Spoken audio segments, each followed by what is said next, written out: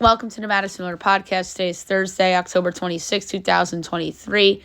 Today we're going to recap last night's NBA games and look ahead to tonight's doubleheader on TNT. We have NHL to go over. Much larger slate tonight. College football, Thursday night football, my pick for the World Series, news and notes, and best bet. We'll start the NBA. We'll go over the results from yesterday and look ahead to tonight's doubleheader. Hornets over the Hawks 116-110. Pacers over the Wizards 143-120. So best bet wins very easily. Celtics over the Knicks 108-104. Magic over the Rockets 116-86. Cavs over the Nets 113. Heat over the Pistons 103-102. Raptors over the T-Wolves 97-94. Thunder over the Bulls 124-104. Pelicans over the Grizzlies 111-104. Kings over the Jazz 130-114. Mavs over the Spurs 126-119. And the Clippers over the Blazers 123-111. Only two games today, both on TNT. 7:30 of the Sixers in the Bucks. Kevin Harlan, Reggie Miller, you would expect on the call. If not, it's going to be Ian Eagle and Stan Van Gundy. But we'll see. Or maybe it's Brian Anderson now that TNT's or TBS's baseball's done. I think it's a decent possibility we see Brian Anderson now that I think about it. All right, so my projection is Bucks 10.5, total 227 and 720. It's that high because I know James Harden. And it is 6.5 and 226.5. I'm laying it with the Bucks, no doubt about it. Embiid has to be heavily relied on with Harden out. Is Maxi's breakout really going to happen? Dame home debut for the Bucks. I'm laying it with the 6.5. And then 10 o'clock on TNT of the Suns and the Lakers. My projections, Lakers 2, total 223 and 19/20. But if Beal's not there, then it's 4.5. If neither Booker or Beal are there, it's 9.5. But if it's just no Booker, it's 7. It's 5.5 and 225. Just in case one of them plays, I'm willing to take the Suns getting the points. But if neither of them play, I'd lay it with the Lakers. So that's a TBD for now. But right now, Suns plus the points. But if neither play, then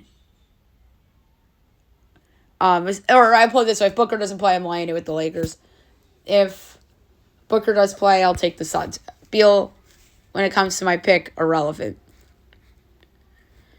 Okay, now move on to hockey. We'll go over the lone result from yesterday and look ahead to a larger slate tonight. Capitals beat the Devils 6-4 as the Capitals get a much-needed win. They're 2-3-1. Devils are 3-2-1. 3 stars of the game: Jack Hughes, Tyler Toffoli, and Dylan Strome. The funny thing is, Caps went up 3-0 after 1. Devils came back with 4 in the second. Caps come back with 3 in the third. And I think we saw not 1 but 2 goaltending changes. No. I was wrong. So it was Akari Schmidt and then Vitek Vanacek. And then for the Caps, it was Hunter Shepard, who is the Hershey Bears goaltender. So good for Hunter Shepard getting the win. But just a really disappointing loss for New Jersey.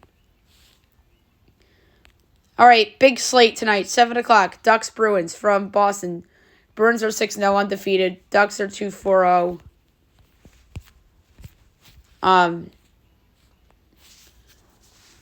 So Bruins minus 320, Ducks plus 255, over under 5.5, overs minus 138, unders plus 112. Ducks plus 1.5 is plus 104, Bruins minus 1.5 is minus 125. I don't feel good about it, but I like the under at plus 112. Blue Jackets, Canadians. Both teams are 3-2-1, amazingly enough. Canadians are home favorites, minus 118. Columbus is minus 102, over under 6.5. Over is minus 115, under is minus 105. Jackets plus 1.5 is minus 245. Canadians minus 1.5 is plus 198. I like Montreal at home, minus 118. Jets, Red Wings.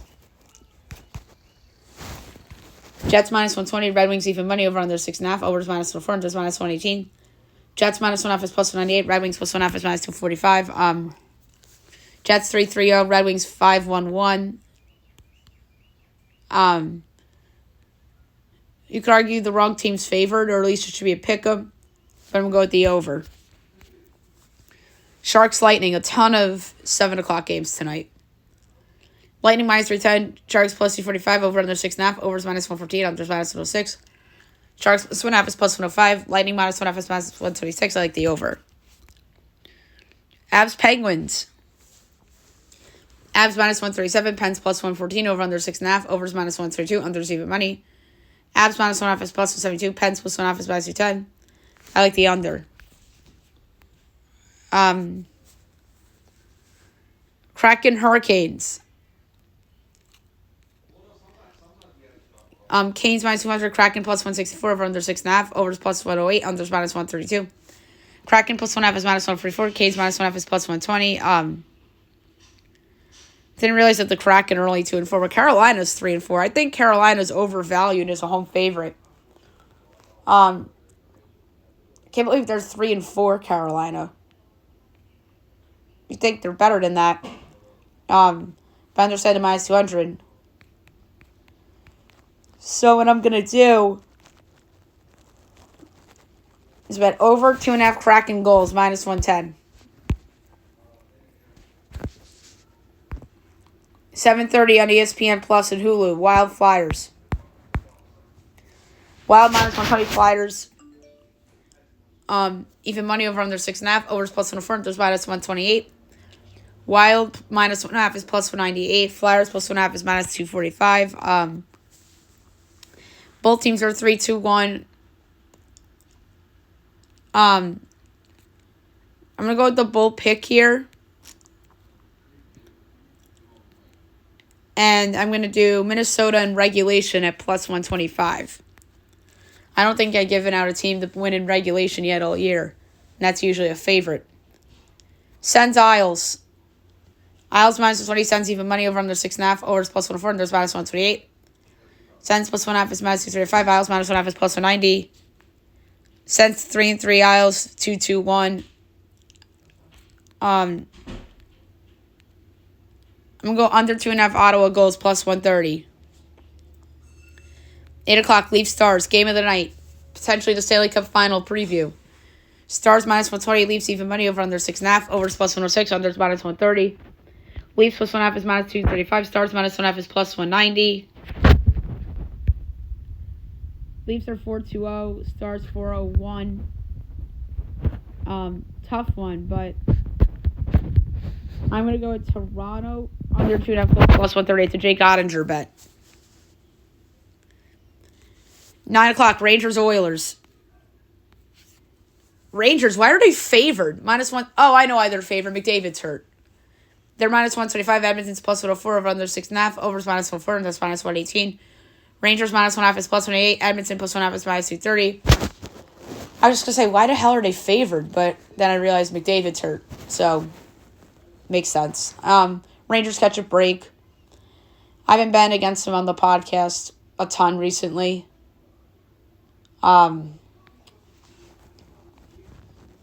So I'm going to do a different trend. Under 2.5 Oiler goals plus 134. It's an Igor Shesterkin bet. And no Connor McDavid bet. And last but not least, Blues Flames. Each team with 5 points. Blues 2-2-1. Flames 2-4-1. By the way, Rangers are 4-2-0. Oilers 1-4-1. Flames minus 184. Blues plus 152 over under 6.5. Overs plus 108. Unders minus 132. Blues plus 1.5 is minus 160. Flames minus 1.5 is plus 132. I like the over at plus 108.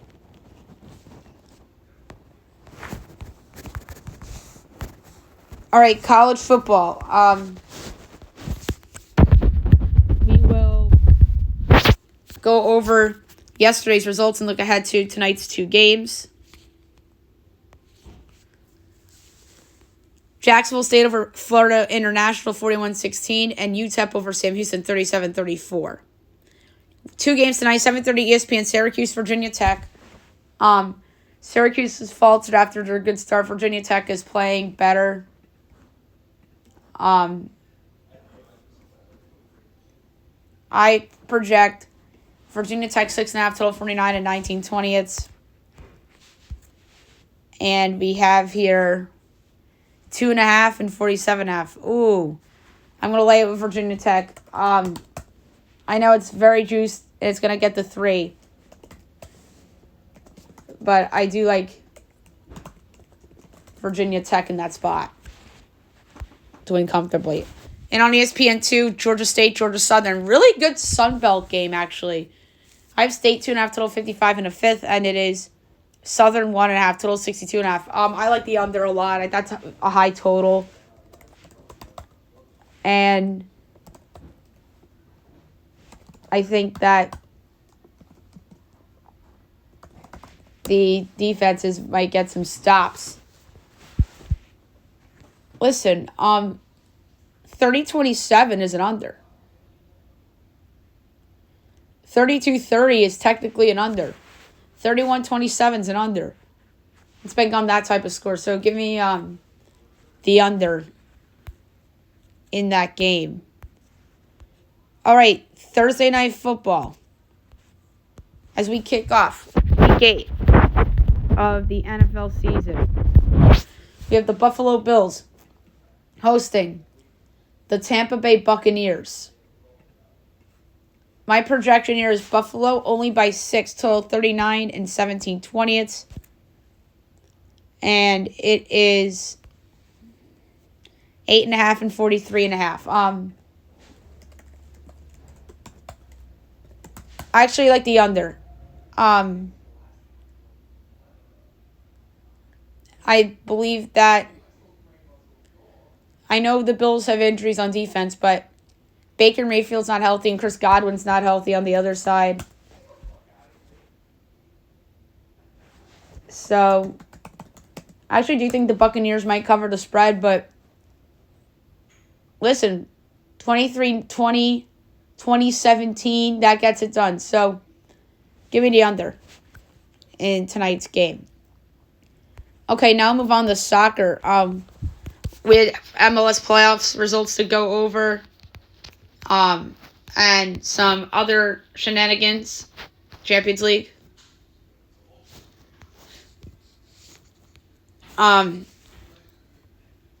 So Red Bulls over Charlotte 5-2 as the Red Bulls advance, and they will take on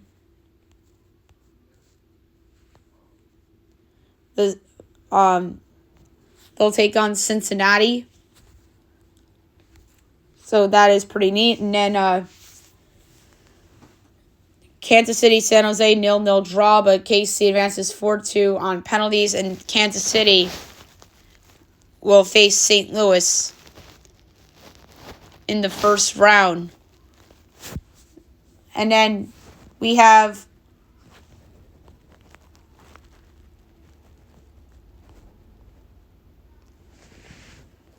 a bunch of first round games coming up Saturday, Sunday, Monday. And we'll preview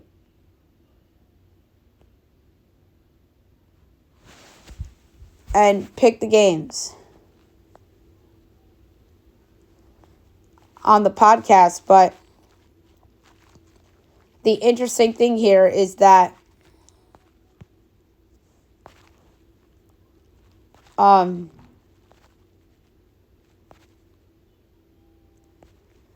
they have a new format for the postseason this year.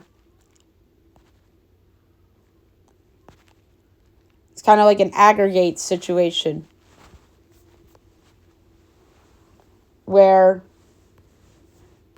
so it's a best of 3 with higher seeds playing against the lower seeds. The Rebel will have no aggregate score, and tied matches will proceed directly to a penalty shootout to determine the winner. The remaining 3 rounds, the conference semis, conference final, MLS Cup, will be single elimination matches with extra time and a penalty shootout if still tied. The higher seed hosts the matchups in all rounds except the best of 3 in round 1, where the lower seed hosts the second of 3 possible matchups. All matches will be broadcast globally on MLS Season Pass, obviously. So that is pretty interesting. So best of 3 in the first round. So that's new. And it's back to the regular single elimination format after that. Okay, let's move on to the Champions League. We have results. Feyenoord over Lazio 3-1. Barcelona over Shakhtar 2-1. Celtic Atletico 2-2 draw. FC Porto over Antwerp 4-1. Man City over Young Boys 3-1. PSG over Milan 3-0. Dortmund over Newcastle 1-0. RB Leipzig over Red Star 3-1. Liga MX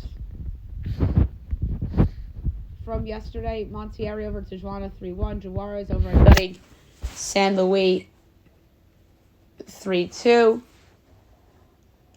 And I want to see if there's any notable soccer games today. Yes, oh my goodness, we have a lot of Europas. And then an international friendly between U.S. and Colombia, 9 o'clock on TBS.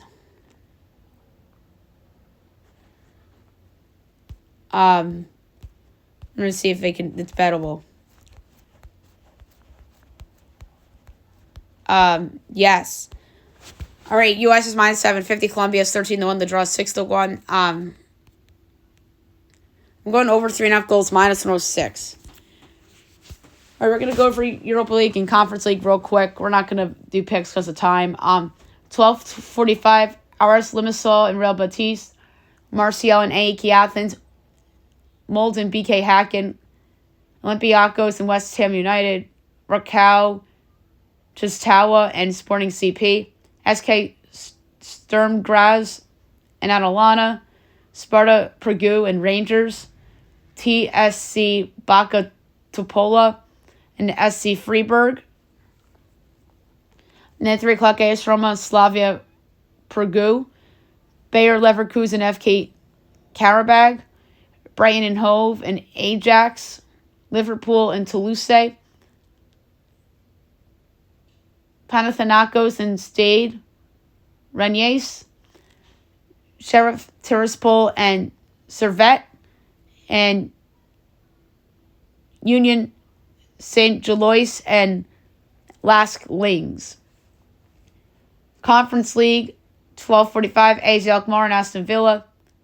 Balkani and FC Astana. FC Lugano and Club Brugge. Fenerbahce and Ludogorets Razgrad.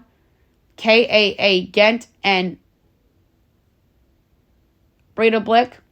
KL Klasvik and Olimpija Ljubljana. Lille and Slovan Bratislava. And at 3 o'clock, Aberdeen and PAOK Solinka. Bodo Glimt and Besiktas. Dynamo Zagreb and Victoria Plzeň.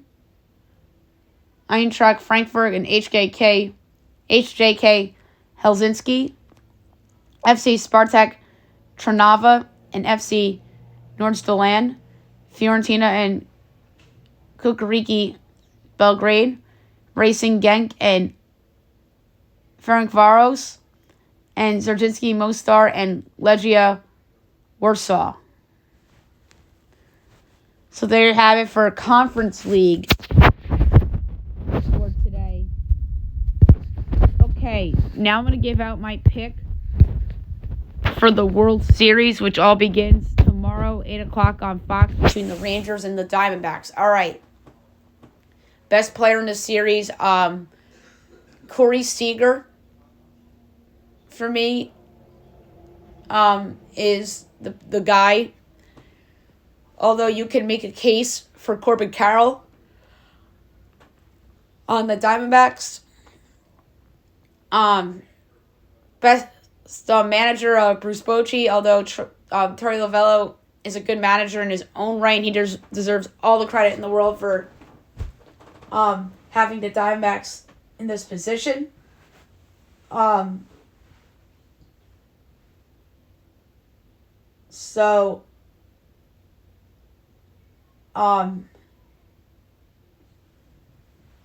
Best pitcher in the series.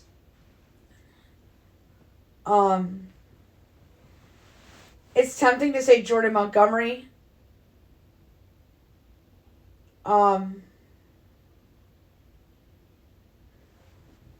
So that's a interesting one. Jordan Montgomery, Zach Gallen. There's some other guys. And obviously Max Scherzer, who has been disappointing as a Texas Ranger. And over the last several years, not just with the Rangers, but with the Mets too. So it's either Jordan Montgomery or Zach Gallen for best pitcher. Best reliever, to me, it's the closer on the Diamondbacks, Paul Sewald. He's the best reliever in the series. Someone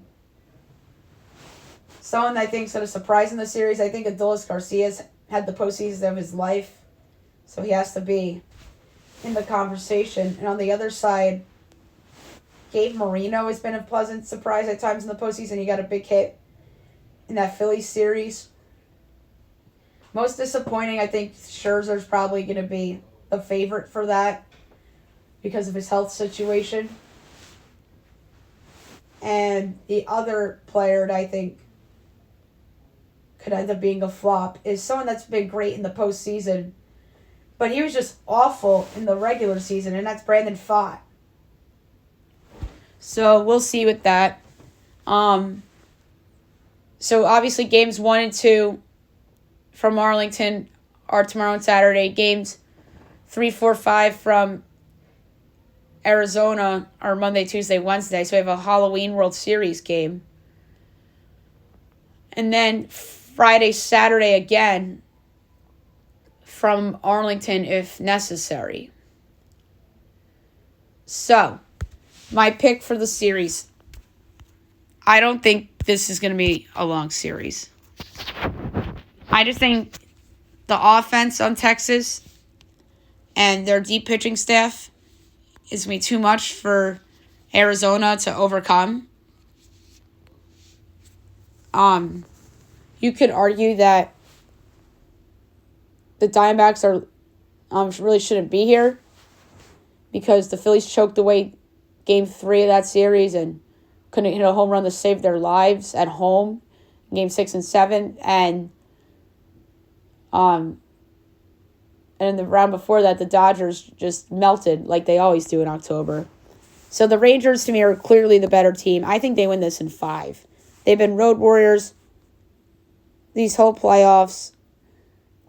And another guy that is going to be in the conversation for best pitcher in the series is Nathan Eovaldi. So, my pick for the series, Texas Rangers 4-1 plus 520. World Series MVP.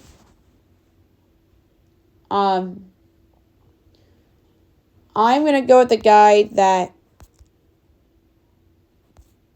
just is a leader on all accounts.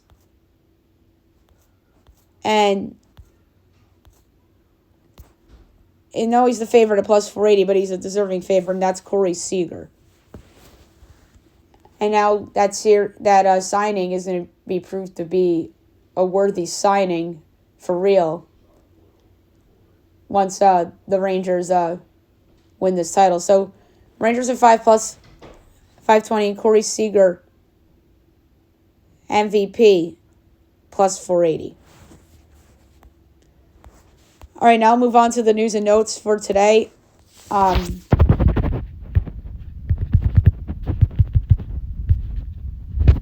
There's a couple things that we would like to get to. So, just coming down right now from Woj, Pacers extend Rick Carlisle multi-year deal. good job by Indiana.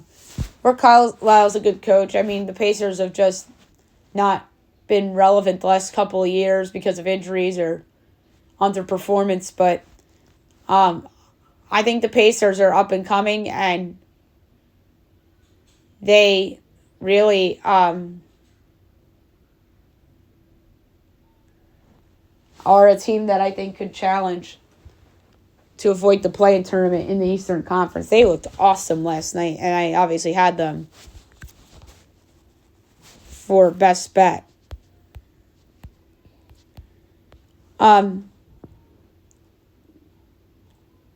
So the James Harden debacle. He was back with the Sixers yesterday morning. And then James Harden was told to stay home, as the Sixers told James he won't travel with the team for the first 2 games of the season against the Bucks and the Raptors. That's insane. And the Clippers are pausing the Harden talks as they're stepping back in the pursuit for the foreseeable future. Woj said that on Countdown last night.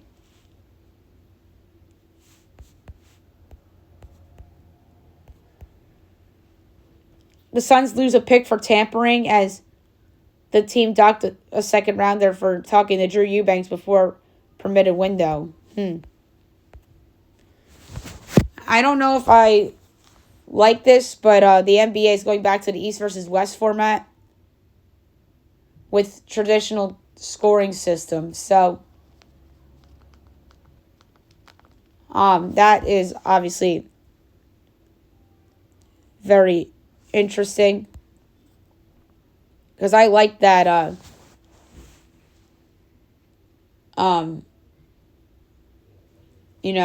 liked it, the first 2 X points wins.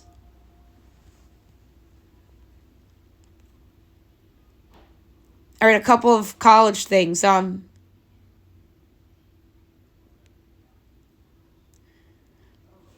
So Patrick Ngagba, he's a center.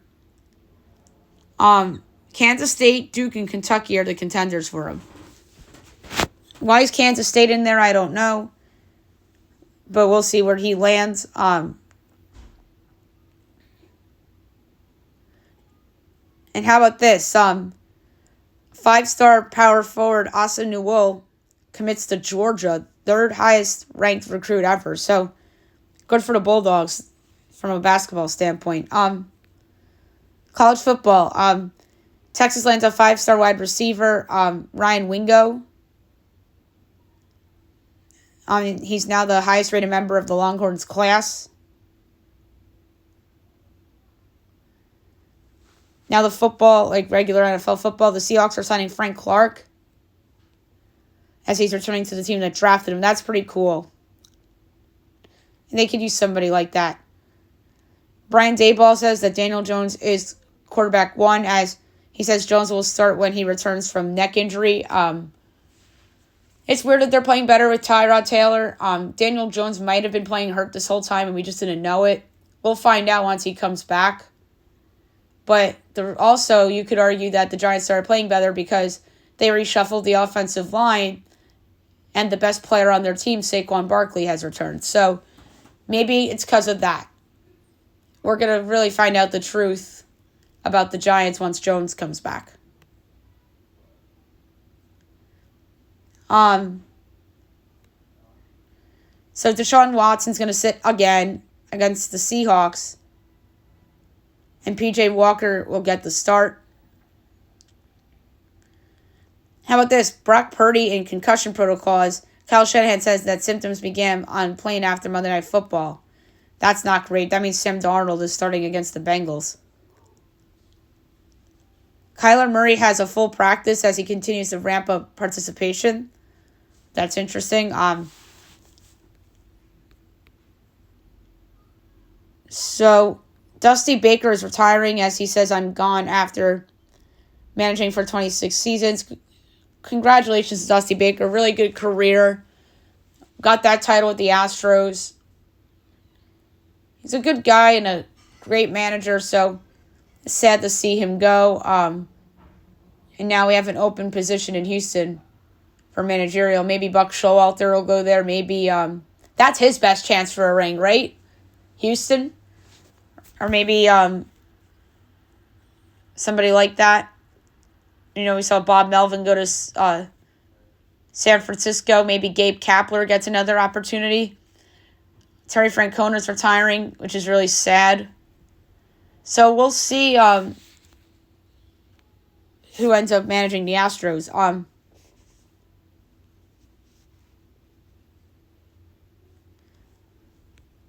The Yankees and the Padres talked Soto, as offseason conversation has not gone beyond initial check-in. The Yankees are going to be aggressive this offseason, or you would think, because of them being so disappointing last year. But if they're not aggressive, they're going to say, oh, well, we were disappointing because Aaron Judge stubbed his toe in Dodger Stadium and it cost us a chance to make the playoffs. And then you see the Rangers and the Diamondbacks. I mean, the Rangers spend a lot of money, but the D-backs obviously don't. They're not even a big market team. And then they're going to see them and be like, oh, we can make the World Series without spending big. That's another argument, but let's be honest, the Yankees might have to spend a little bit this offseason. Well, they did last year, and it was disappointing, including their big pitching guy, Carlos Rodon. He was a big flop last year, so we'll see what they do. I mean, if they get Soto, I think that puts him back in the conversation for a World Series contender. That's just me, because to me, it's good to have stars. The Diamondbacks have one in Corbin Carroll. The Rangers have one in Corey Seager. Well, the Yankees do have one in Aaron Judge, but it wouldn't hurt to add another big talent in Juan Soto. But it's just going to be interesting to see what they would give up. Yankees hitting coach Sean Casey will not return due to family reasons. That's sad. I don't think he should have been brought back in the first place. I don't think the Yankee offense changed when they changed hitting coaches. And I personally think that they did that as a PR move, just to say, like, hey, we care about the season kind of deal. And we're actually showing discipline, but we'll see.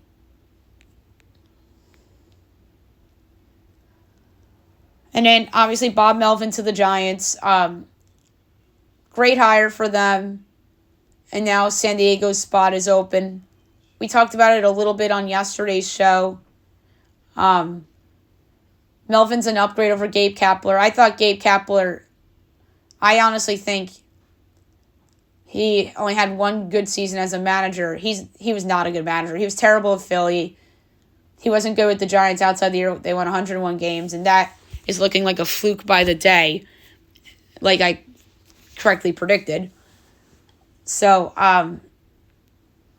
we'll see what the Padres do, and I think the Giants nailed it by getting Bob Melvin to be their manager. And the Mets are to interview Craig Counsell, as the Brewers give the Mets permission to speak with him. So that, giving somebody permission to speak, that means they're out the door. You would think. But then again, I'll never forget 10 years ago, Joe Girardi, the Yankees gave him permission to speak to the Cubs. Everyone and their mother thought Joe Girardi was going to leave the Yankees for the Cubs because the Yankees, at the time, were a team in decline and had no hope for the future with an old roster with Derek Jeter, A-Rod, Mark Teixeira, Robinson Cano left in free agency. So, like, Girardi had could have went to the Cubs, but they ended up with Joe Madden. The rest is history. So, that's an example of a team giving a manager permission to speak with somebody, but the guy ends up returning, like Joe Girardi did with the Yankees. But he ended up getting fired 4 years later because the Astros cheated. And he did not challenge a hit by pitch in Game 2 of a series that they actually won. Alrighty. Last but not least, best bet of the day brought to you by FanDuel. That was a lot of random Yankees rambling. Sorry about that. I don't know where to go for best bet. Nominees are in hockey. But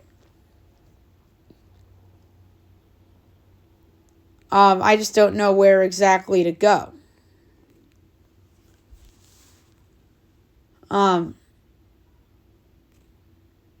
So where I ultimately landed on for best bet is the over in the Jets-Red Wings game. I'm really a half unit on it. Go big or go home before Football Friday. So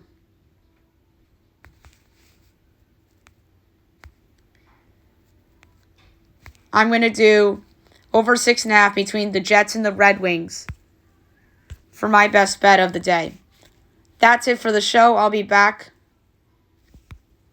tomorrow recapping everything. And the weekend ahead, and then Fab 5 tomorrow as well. Hope you guys have a great day, everyone.